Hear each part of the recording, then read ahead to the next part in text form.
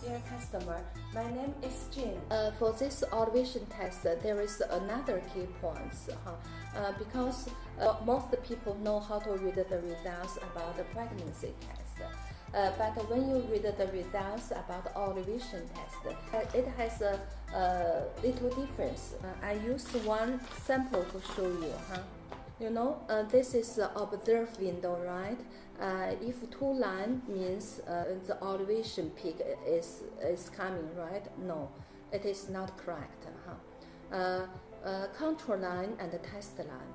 If test line is lighter than the control line, test line is lighter than the control line, means maybe the ovulation peak has passed.